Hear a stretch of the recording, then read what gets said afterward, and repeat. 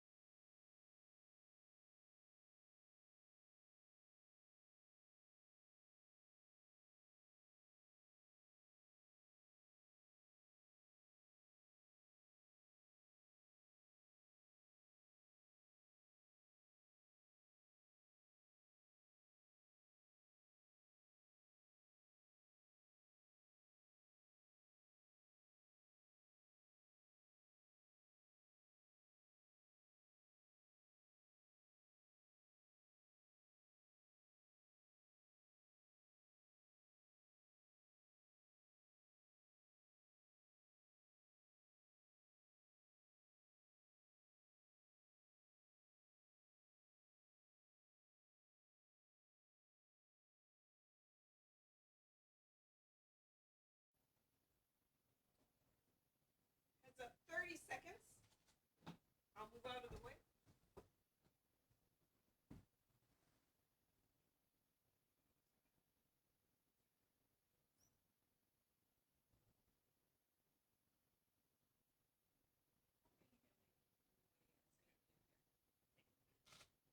Heads up.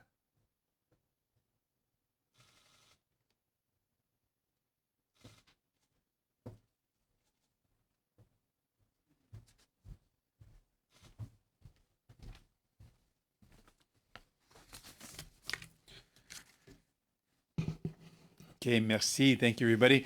I want to talk about two things today. First off, we've made it clear that in the return to work, it should no longer be an option. All Canadians need access to paid sick leave. We're calling for 2 weeks of paid sick leave.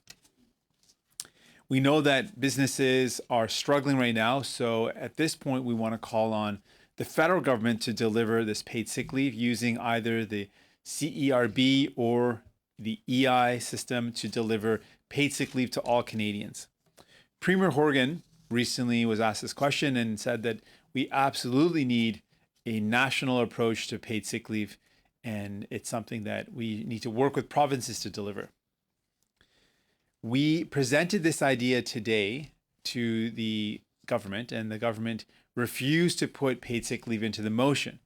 And so I will be tabling a motion again today to give them a chance to get this right. We need paid sick leave. There is no question about it. It should no longer be an option. No one should make the impossible choice between whether they go to work and risk transmission of infection or staying at home and not being able to pay the bills because they do not have paid sick leave or job protection. The second thing I want to talk about is long-term care. Yesterday, we heard from the Prime Minister when he said it is not the responsibility of the federal government to find a solution for long-term care, for the long-term care crisis. I reject the Prime Minister's claim. After seeing over 80% of the deaths in COVID-19 impacting seniors and seniors living in long-term care homes, and after the military needed to be called in to help care for seniors in long-term care homes, it is very clear that the federal government needs to play a role in coming up with solutions. So what we're proposing is we need to work with provinces and territories to develop a care guarantee. That's a guarantee to seniors that they'll be cared for, a guarantee to families that their loved ones will be cared for, and a guarantee to workers that they will be paid well and they will have the protections they need so they can do their work without risking the fear of transmission. It also means ensuring that we increase funding to long-term care homes. Federal governments have been cutting funding for health, and the painful impact of those cuts are the deaths that we've seen in long-term care homes. We've also seen, and a final point on long-term care is that the for-profit private long-term care homes have been the site of the worst conditions. Seniors were 4 times more likely to die in for-profit centers in Ontario than in the not-for-profit or public long-term care homes. Across this country, for-profit long-term care homes have been where the worst conditions have been seen and witnessed and experienced by seniors. So we don't believe that, and I think Canadians support that, we don't want to see vulnerable seniors have to go through a profit model where the goal is to make a profit, which might mean cutting care, cutting access to services, cutting funding or staffing. That is a wrong approach to taking care of our most vulnerable population. Donc, aujourd'hui, je propose 2 choses. Premièrement, et c'est tellement important après ce qu'on a vu avec la crise de la COVID-19 que tout le monde a besoin d'accès à un congé de maladie payé. Et comme le Premier ministre de la Colombie-Britannique a dit, c'est important d'avoir une réponse, une solution fédérale, parce que les employeurs, les entreprises sont dans une position difficile maintenant, on ne peut pas le faire. Donc, je suggère qu'on utilise le PCU ou l'assurance emploi pour fournir 2 semaines d'un congé de maladie payé. Deuxièmement, on a parlé des soins de longue durée et c'est clair que la situation est inacceptable. Plus que 80% des gens sont morts. C'était les personnes âgées dans les centres de soins de longue durée. Le Premier ministre dit que ce n'est pas la responsabilité du gouvernement fédéral de trouver une solution, mais je rejette cette position. Je pense que c'est vraiment la responsabilité du gouvernement fédéral de trouver une solution ensemble avec toutes les provinces et territoires. On a besoin d'une garantie de soins pour les personnes âgées, pour les familles et pour les travailleurs et travailleuses. Et il faut aussi mieux financer les soins de longue durée. Et c'est ce qu'on peut faire ensemble. Donc, et finalement, avec les soins de longue durée, les centres privés étaient les centres où on a vu les pires conditions pour les personnes âgées, nos aînés. Et je ne crois pas qu'il y a une place dans notre société pour les profits quand on parle des soins pour les plus vulnérables, nos aînés. Donc, ce sont mes propos pour aujourd'hui et je suis prêt pour les questions. I'm ready for any questions that you might have. Right, we'll start the question period as usual. 1 question, 1 follow-up. We'll start with the questions on the phone and then turn back into the room. Opérateur au téléphone, first question on the line. Thank you, merci.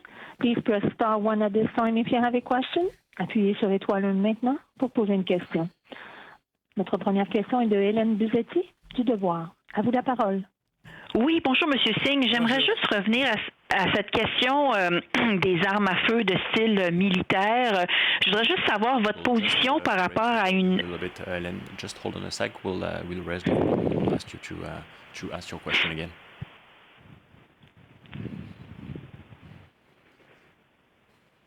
Vous me dites quand y aller. Hélène, you can go ahead. OK, merci. Alors oui, bonjour, Monsieur Singh. J'espère que c'est plus clair comme ça. Je voulais revenir sur la question des armes à feu de style militaire. Le gouvernement a annoncé qu'il les interdisait. Je voulais juste savoir votre position par rapport à une éventuelle clause grand-père qui permettrait aux gens qui ont déjà de ces armes de les garder. Vous êtes d'accord ou pas? Moi, je suis pour une interdiction et ce qui est proposé ne me semble pas comme une interdiction. Une interdiction, c'est une interdiction. Et on a toujours dit que c'est important. Les Canadiens sont d'accord. Il faut avoir une interdiction. Et c'est vraiment la responsabilité du gouvernement fédéral, du Premier ministre Trudeau, d'expliquer ce qu'ils font. Parce que s'il veut faire une interdiction, c'est ce qu'on va appuyer. Oui, mais c'est pas très clair. Vous, êtes-vous d'accord pour que les gens qui possèdent de telles armes puissent les conserver ou pas? Non, parce qu'une interdiction va dire que c'est interdit, mais avec cette clause, ce n'est pas clair. On appuie une position de compensation pour les gens qui ont ces armes, mais on a toujours dit que notre position, c'est il faut les interdire. Opérateur, prochaine question au téléphone. Merci. La prochaine question est de Lina Dib de la presse canadienne. À vous la parole. Oui, bonjour, Monsieur Singh. Bonjour. Moi, c'est au sujet des. Oui, bonjour. Au sujet des CHSLD, vous dites que c'est au gouvernement fédéral de trouver une solution pour les centres de soins de longue durée. Je me demande, vous, la solution d'après vous, c'est quoi? Oui, la solution, ça prend aussi de travailler primordialement, c'est important qu'on travaille ensemble avec les provinces et les territoires, de mettre en œuvre une garantie de soins. Parce qu'à ce moment, c'est vraiment, ça c'est la manque. On n'a pas la confiance que nos aînés sont bien protégés dans les centres de longue durée. Donc, ce que je propose, c'est une garantie de soins. Ça, c'est pour nos aînés. Il faut savoir qu'ils sont bien protégés pour les familles et pour les travailleurs et travailleuses. Et aussi, on veut voir une augmentation de financement pour mieux financer les soins de longue durée. Donc, quand vous parlez de garantie de soins, vous pensez à quoi? À changer la loi fédérale sur la santé pour obliger les provinces à certains critères? Ou pouvez-vous être un peu plus concret? Oui, donc on propose quelque chose de similaire que la loi canadienne sur la santé, mais quelque chose comme une loi sur les soins de longue durée. Mais c'est plutôt qu'on peut travailler ensemble en parlant avec les provinces, de savoir c'est quoi les mieux pratiques et puis de créer des standards nationaux. Une garantie de soins veut dire que tout le monde savent que leurs proches sont bien protégés, les aînés sont bien et ils ont des meilleures qualités des services quand ils sont dans un centre de soins de longue durée. Opérateur, prochaine question au téléphone. Merci. Our next question is from Laura Osman from the Canadian Press. Please go ahead. Good morning, Mr. Singh. Good morning. I wanted to ask you, first of all, about your proposal for paid sick leave. Do you Yes. see this as being something that is temporary? At what point would you like to see it lifted off of the government's shoulders in any case throughout this pandemic? We want to see this as a permanent change, knowing that what we're faced with as a crisis has changed the reality for our country and for the world. And one of the things that has to change is that we can no longer have anyone ever go to work sick. If you're sick, you must stay at home. But right now, that's an impossible choice. If someone doesn't have paid sick leave, how could they stay at home? They've got to really make that tough choice. Do I go to work and get paid, but risk the transmission of this infection that they have? Or do they stay at home without paid sick leave, knowing that they're not going to be able to pay their bills at the end of the month because they're missing out on those days of pay? That should never be a choice that any Canadian has to make. So what we're proposing is this should be long-term and permanent. Initially, we are suggesting right now to immediately put this into place, let's use the CERB or the employment insurance as the vehicle to deliver this paid sick leave of 2 weeks. Moving forward, we can find out if there's other ways, but right away, let's get this done. This is important and it should be permanent. Fantastic. And I also wanted to ask you about long-term care. Yes. And you've talked about this care guarantee. I've been talking to some experts about what that might look like. And they say that, there's a major social component to long-term care. It's a home. It's not just a medical facility. Right. So can you provide any more detail about how you would like to see this regulated and funded from the federal government? Sure. I think that we've got a similar model that we can look to. It's the Canada Health Act that's created a set of criteria for federal governments to transfer money to provinces. Similarly, we could work with provinces and territories to develop what are the best practices to make sure these long-term care homes are of the highest standard. We can look at examples of of long-term care homes that work around the world, but let's establish what is the best type of care that seniors need to have. And once we've established that care guarantee, let's make sure that seniors know that they're going to be cared for, that family members know that their loved ones are going to be cared for, and the workers are well paid and have the protection they need so they can do their work. And let's make sure that there's good financing, good funding for this program so that we never are in this situation again where seniors have to bear the brunt of a pandemic. I mean, these are the folks that should have been the most protected and taken care of, but they are the ones who bore the brunt of this, and it's heartbreaking, and we cannot allow this to continue. We'll now take question in the room. Ian? Ian Wood, CTV News. Mr. Singh, a little bit more on long-term care. I mean, that means a lot of different things. There's assisted living, there's residential living. Some involves nurses being in the homes. Some seniors are more independent. So, and we already have government or publicly funded long-term care. So who exactly would qualify to be I'm just wondering, who is this directed at, long-term care under a federal Canada Health Act? Well, I think we need to take a holistic approach. All of the care that we give to seniors needs to be viewed as a part of our healthcare system, and it shouldn't have been parsed out or considered something separate. It is complicated, but we know that the cost of not acting has been that the majority of deaths have been seniors living in long-term care, and particularly long-term care homes. So we need to make sure we change what we're doing and we improve dramatically and drastically and immediately. And that's why we're proposing this concept of a care guarantee.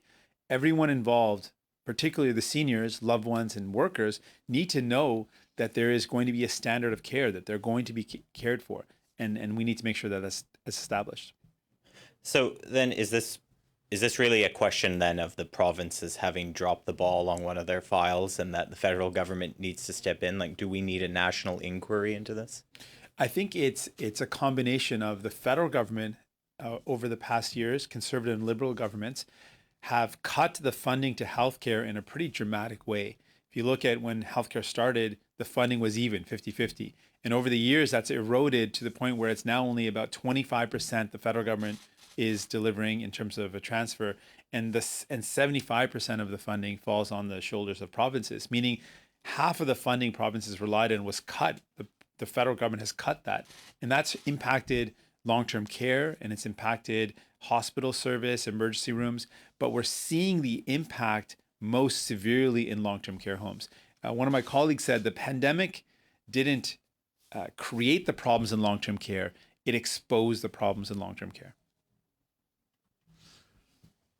Next question. Hi, Mr. Singh, Julie Van Dusen, CBC. Hi there. So just so I'm clear, so your care guarantee, I guess, would be part of the Canada Health Act? Is that it? It would fall under the Canada Health Act? Well, we're proposing something that's like the Canada Health Act, so a separate act that speaks to long-term care, similar to how we proposed a Canada Pharmacare Act that laid out the criteria for a national universal public pharmacare program, and it laid out the criteria. We can do something similar, working with provinces and territories to develop what those standards are, what is a care guarantee, and then lay out that for seniors, for families, and for workers, these are the things that need to be established to make sure that they're all cared for so they can do their work, so that the seniors that are vulnerable are cared for and families know that their loved ones are in a good place. So the Prime Minister seems resistant to that. He says it's a provincial problem. I mean, he's willing to advise or help or whatever. Obviously, some provinces don't like the idea. I think Quebec, in particular, is not interested in that. You've got the for-profit care homes. Like, how would they fit under this public system? How do you force all these people who are either in it for money or don't want to give up jurisdiction or something? How do you force them to agree to putting it under a public system? So for the for-profit, I will start with that. I made it really clear, and I stand by this, that for-profit model of care for seniors has no place in our country. We've seen the evidence. The private long-term care homes have been the sites of the worst conditions. People are more likely to die and have died in higher numbers in the private long-term care homes. And if you think about it, Jane Philpott was saying this earlier. She said, if you think about a model of care which is based on making a profit, that's obviously going to have an impact on the type of care that's delivered. If the goal is to make money, then the type of care that's going to be delivered will be different. And if you think about the savings for a for-profit healthcare or a long-term care center, they have to carve in some of the money that's being spent has to go towards profit. So they're not spending all the money on actually care. And we found some research that says that on average, that for-profit centers spend about $10,000 less on the actual care of the residents there. So we know it's a broken model and it's not working. So I'm prepared to take any steps necessary for us to move towards getting rid of the profit in our care for seniors. And then how do we get the provinces to come together? Well, we know provinces are going through this right now. We know that Canadians are struggling with the fact that so many seniors have died. There is a willingness to look at this problem and say, well, we need to do better. So let's get the provinces together and the territories together. And the federal government has the tools to do that. Bring people together and say, well, what are the solutions? What are the problems? And how can we fix them? And let's develop a national standard, a care guarantee, which ensures that no matter where you live in this country, you're going to get excellent care if you're a senior in long-term care. Now back to the phone. Opérateur, prochaine question au téléphone. We have no further questions. We'll just turn the phone back to you. Do we have any other question in the room? This concludes the press conference then. Thank you. Merci. Et merci pour les deux verres. C'est vous que...